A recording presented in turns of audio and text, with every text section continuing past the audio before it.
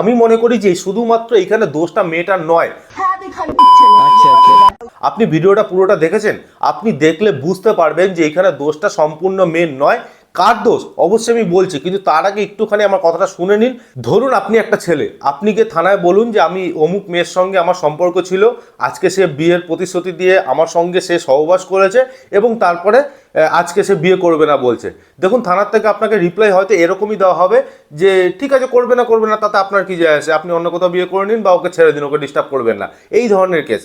কিন্তু এইখানে যদি কেসটা রিভার্স হয়ে যায়, মানে একটা মেয়ে যদি গিয়ে বলে যে আমি একটা ছেলে আমাকে বিয়ের প্রতিশ্রুতি দিয়ে আমার সঙ্গে সহবাস করেছে, তারপর আজকে আমাকে বিয়ে করবে না বলছে, আপনাকে পুলিশ ঘরের থেকে কলার ধরে নিয়ে গিয়ে জেলে ঢুকিয়ে দেবে। এটা একটা এক্সাম্পল দিয়ে আপনাদের বোঝাতে চাইলাম যে শুধুমাত্র মেয়েটার দোষ নয়, এখানে দোষটা হচ্ছে আমাদের জাস্টিস সিস্টেম, আমাদের টোটাল সিস্টেমের এবং আমাদের সমাজের।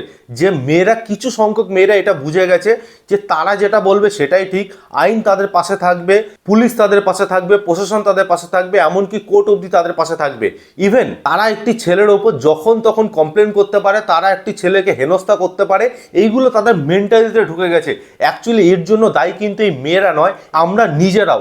আমরা কখনোই অস্বীকার করতে পারি না, কারণ আমরা এই সমাজের মধ্যেই একজন, নিজেকে কখনো সেখান থেকে সেফ সাইডে রাখতে পারি না। তো আমাদের আগে পাল্টানো দরকার।